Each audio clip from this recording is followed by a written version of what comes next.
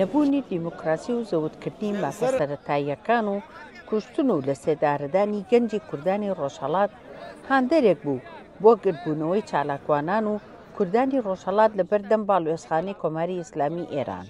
ئەمڕۆ ڕۆژی یەکشەمە ڕێکەوتی 2 تشرینی دووەم هەموو ئامادەبووان بە یەک دەنگ داوای مافی ڕەوای خۆیانیان کرد و هەریەک لە ئامادەبووان پەیامی هەبوو بۆ دەسەڵاتدارانی ئێران. سەرەتا بە خێراتنی کەناڵەکەتان دەکەم.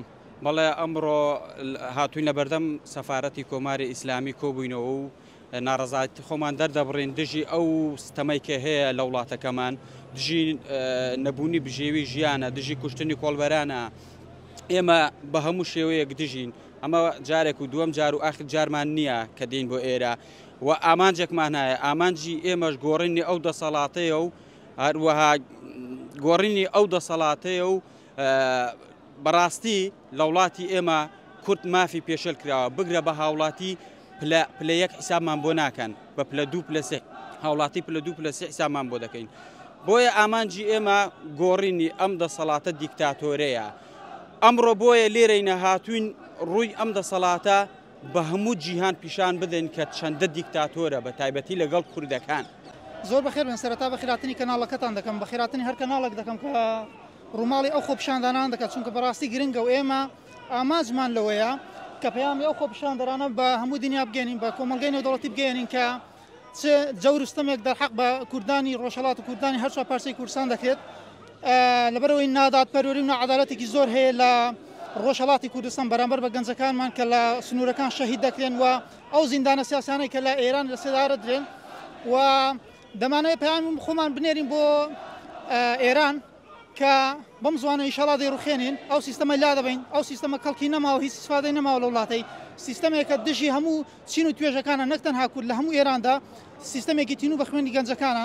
ئێمە هاتوین بیگۆڕین، پەیامان بۆ هەموو دەوڵەتان هەیە کە بەڵێ دەیگۆڕین ئینشاڵڵا. و پەیامی ئێمە ئەوڕۆیە کە بە دەوڵەتانی جیهاندا ڕابگەینین کە ئێمە دەمانەوێت ئەم دەوڵەتە لە ناوچێت و بڕوخێت و دەوڵەتێکیشکەی باشتر و چاکتر لەمە بێتە سەر حکم، چونکە بەڕاستی ئەم دەوڵەتە لە وڵاتەکەی خۆماندا ڕۆژانە بە چەندان گەز لە سێدارەدات و دەیانگوژێت بە تایبەتی ئەو گەنجانێکە خەریکی کەسابەتن بۆ بژێوی باشترکردنی ژیانیان، بۆ ئەوەی بتوانن بژێویەکی باشتر بۆ حیلەکەیان و ماڵەوەیان دابین بکەن.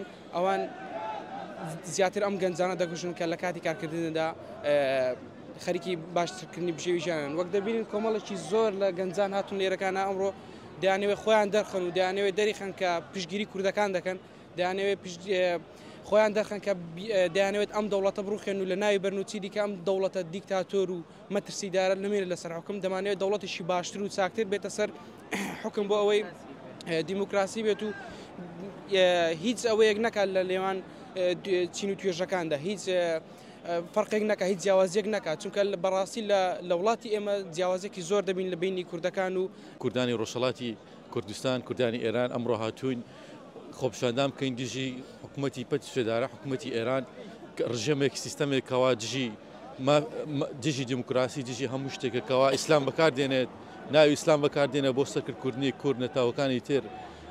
ئێمە هاتوین بۆ پشتگیری کوردانی خۆرهەڵات. ئێمە چۆن کە لە ڕابردوو لە ئێران چالاکیمان هەم بۆ لێرەش هاتوین چالاکی ئەنجام دەین دژی حکوومەتی ئێران بۆ بەرزهێنانی مافەکانمان بۆ سەربەخۆی کوردستان. و ئێمە ئەوە دڵنیا دەکەینەوە کە حکوومەتی ئێران ئەبێ ئەوە بزانێت ئێمە ڕناوەستی تا ڕوخانی حکوومەتەکە تاوەکو بەدەستهێنانی دیموکراسی مافەکانمان تا سەربەخۆی کوردستان مافەکانی ئافرەت بەردەوام دەبین لە چالاکیەکانمان. سڵاوی تایبەتم هەیە بۆ هەموو کوردێک، بۆ هەموو تاکێکی کورد کە ئەمڕۆ کۆ بۆتەوە لە هەر شوێنێکی کوردستانە.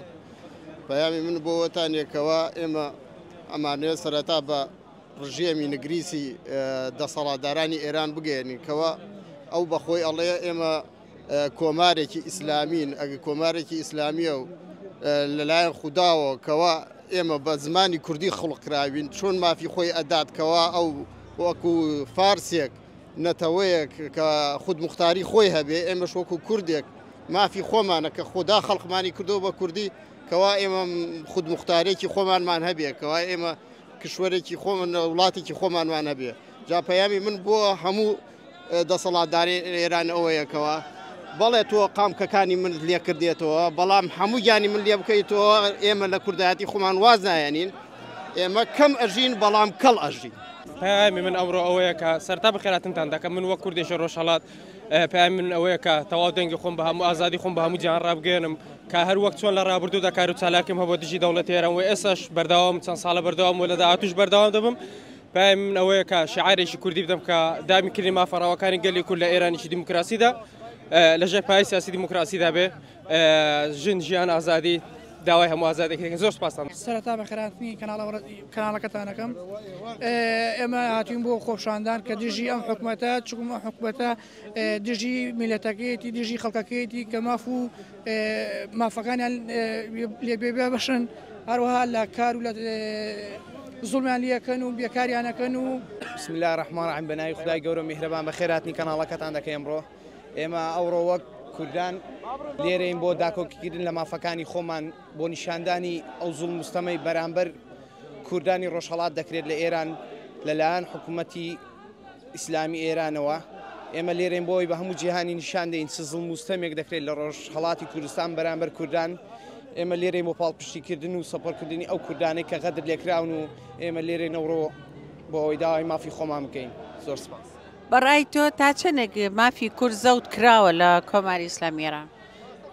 لەلایەن کۆماری ئیسلامی ئێرانەوە یعنی بەڕاستی ئێستادا وای لێ هاتووە یعنی ناتوانیت لە هێندێک شوێن بە کوردی قسە بکەیت لە کاتێکدا وڵاتی خۆمانە لە کاتێکدا لە خاچی خۆمانداین لە وڵاتی خۆمانداین مافی خۆمانە ناتوانین بە کوردی قسە بکەین ناتوانین بە کوردی مافی خۆمان دەرببڕین ئێمە لێرەین بۆەوەی داوا دەکەین ئیشاءالله ڕۆژێکدا دێت هەمومان بە کوردی دەخوێنین بە کوردی ڕای خۆمان دەردەبڕین بە هەموو جیانی نیشان دەدەین کە ئێمە شین و کورچەیە. امروز تاریخ 2 نوامبر 2025 یک گروه از کردای کردستان ایران دور هم جمع شدیم اینجا که بر ضد حکومت جمهوری اسلامی ایران جلوی سفارت ایران شعار بدیم زن زندگی آزادی و بتونیم این شعار رو بیشتر پخش کنیم در کل شهرها و کشورهای دنیا و بتونیم یک روز در آزادی بین ملت‌های دنیا زندگی کنیم. خیلی ممنون. سەرەتا بەناوی خۆی گەورە ئێمە ئەمڕۆ ئامادەین لێرە بۆ هاوکاریکردن و پیشاندانی ئەو زوڵم مستەمەی کە دەسەڵاتدارانی حیزبی ئیسلامی ئێران دژی گەلی کورد دەکات. ئێمە سپاسی کەناڵەکەتانەکەین کە بۆ بەسەرکردنەوەی ئەم گەنجە کوردانی کە تەواوی مانگانە و هەفتانە دێن بۆ ئێرە بۆ ناڕزایی دەربڕین دژی ئەم دەسەڵاتە خراپی کە دژی هەموو چەسانەوەیکی مافی گەلی کووردە لە وڵاتی ئێران دووبارە بەخێراتن سەرتا سڵاوێکی گەرم لە گشت گەلی کورد لە هەر پارچەیەکی کوردستان کە نیشتەجەیە ئەو ڕۆوەک تاکێکی ستەم دیدە کە لە خاکی خۆم بەدەرێنراوم و هاتووم بۆ مافی گەلەکەم تێبکۆشم و لێرەکانە شۆڕشێکی تازە کە گەلی کورد زیندوو بکەینەوە و ئەو مافانەی کە لێمان زەوت کراوە بەدەستی بێنەوە.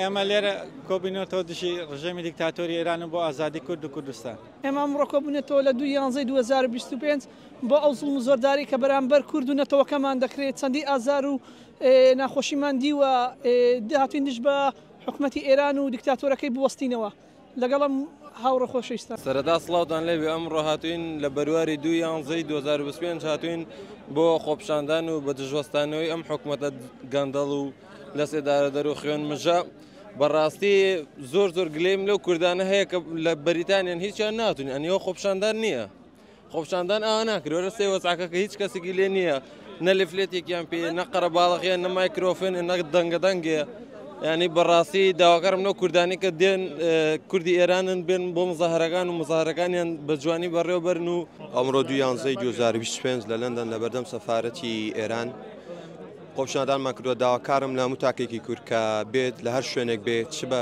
فەیسبوک بێت چ بە چالاکی بێت دژی ئەم حکوومەتە گەندەڵ و تیرۆریستە بۆستێتەوە من وەکو خۆم وەکو لە هەر شوێنێکی ئەم وڵاتە بم تا ئاخر دەقەم دژ بە دەوڵەتە ستەمکار دۆستمۆن لەوەتەی هەیە مافی کوردی خواردەوە کوردی چەساندۆتەوە. سەرەتا بەناوی خۆی گەورە میهرەبان ئێمە لە ڕێکەوتی 2/11/2025 هاتوین دژی حکوومەتی دیکتاتۆری ئێران بوەستین هیوادارم لە هەر تاکێکی کورد ئەگەر بە هەر چۆنێک ببێنە ئێرە بەڕاستی شتێکی پێویستە دژی ئەو حکوومەتە ڕژێمە. سەرەتا بەناوی خۆی گەورە ئێمە لێرەین بۆی ئەو زوڵم و ستەمەی کە حکوومەتی ئێران لە ئێمەی کوردەکە هیوادارین نێتەوەی گورتوەکان و هەموو حکوومەتی نێودەوڵەتی بەهانامانەوە بێن بەڕاستی ئێمە لە هەموو لایەکەوە زوڵمان لێکرێ ئەمان کوژن هیچ ژیانێکمان نییە لێرە ژوازمان لێ نایەنن و نە لێوێ ژوازمان لێ دێن. ئێمە ئەمڕۆ وەکو کوردانی تاراوگا لە بەردەمی سەفارەتی ئێران کۆبوونەتەوە وەکو ناڕەزایەتیەک دژی ئەو زوڵم و ناداتی کە بەرامبەر بە ڕۆڵەکانی کورد دەکرێ هیوادارم لە کوردانی تاراوگا کە بتوانین شێوازی ناڕەزایەتیەکانمان باشتر و باشتر بکەین بۆی بتوانین فشارێک بخەینە سەر کۆماری ئیسلامی ئێران دژی ئەو زوڵم و ناحەقەیە کە بەرامبەر بە ڕۆڵەکانی کورد دەکرێت. بەسەر ئەو ناحەقی و نازوڵمە ستایلکە لێمان دەکرێتن لە حکوومەتی ئێران بەڕاستی زۆر ناحەقی بەرامبەر کورد دەکرێتن ئەوەی بەرامبەر کورد دەکرێتن بەرامبەر هیچ دەوڵەتێکیش بەرامبەری نەتەوەیشتر ناکرێتن.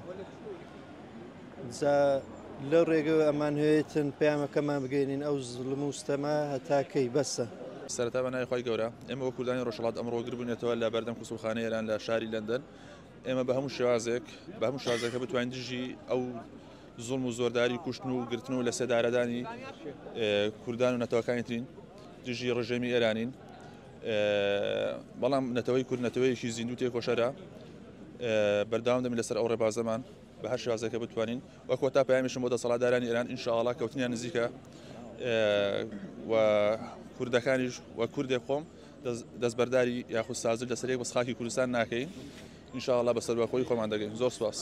ئەمڕۆ ئێمە لێرەکانە ئەو گەنجانە هەموو لێرەکانە کۆبوونێتەوە بۆی کەمە ئێمە بتوانین مافی خۆمان بەدەست بێنین بتوانین ئێمە ببین بە خاوەنی وڵاتی خۆمان زمانی خۆمان لە هەموو مەکتەبێکدا لە هەموو شوێنێکدا بە کوردی بخوێن و بە کوردی بنووسین. ئێمە لێرەکانە بۆی کۆبوونێتەوە کە دەبینین ڕۆژێک دەبینین لە زۆر پەیجەکان ڕۆژانە دەبینین کە چەندین گەنجمان لێ شەهید دەبێت چەندین گەنجمان ئیعدام دەکرێت. بەڕاستی دەوڵەتی ئێران دەوڵەتی خوێن ڕژ بە خوێنی گەنجەکانمان تینووە کە هەموو ڕۆژێک ئەگەر کوردێک شەهید نەکرێت کوردێک ئیعدام نەکرێت هیچ ئارامێکی نییە. ئێمە لێرەکانە کۆبوونێتەوە بەڕاستی پێویستە لەسەر هەموو گەنجانی بەریتانیا پێویستە لەسەریان ئەرکە کە هەمووان بە یەک دەنگ بڕژێنە سەر شەقامەکان و بۆی کە مافی خۆیان پەیڕەو بکرێت. من وەکو کوردێک لە بەرواری 2/11/2025 هاتووم بەردەم کونسڵخانەی ئێران لە بەریتانیا دژی ئەو زوڵم و زۆرەی کە حکوومەتی ئێران دەیکات بەرامبەر بە ڕۆڵەکانی کورد دژی گرتن کوشتن لە سێدارەدانی ئەوانە دەوەستینەوە. پێویستە ئێمەی کورد بە هەموو توانایەکمانەوە بەرامبەر زوڵم و زۆردارەکانی ئێران بوەستینەوە. سەرەتا بەناوی خی گەورە ئێمە ئەوڕۆ 2/11/2025 هاتوونەتە بەرامبەر سەفارەتی کۆماری ئێران دژ بە ناعقی و زوڵمی کە بەرامبەر کوردانی ئێران دەکرێت و بەرامبەر قەومەکانی کە دەکرێت وەک لە سێدارەدان کوشتن بڕین ژیران لەسەر داواکردنی مافی خۆمان ئەو پەیامەشمێ بۆیان کۆماری ئیسلامی ئێران ڕوخانتان نزیکە ئینشاڵڵا حەق خۆمان وەردەگرین. ئەوڕۆ لێرەکانی بۆی دووپاتی بکەینەوە کە گەلی کوردستان قەت نابەزێ هەمیشە بەردەوامی لە کارەمەدەنیەکانمان ئێمە لێرەکانەوە کوڕۆڵی کورد کە دژ بە حکوومەتی فاشستی ئێران هەمیشە چالاکیمان هەیە.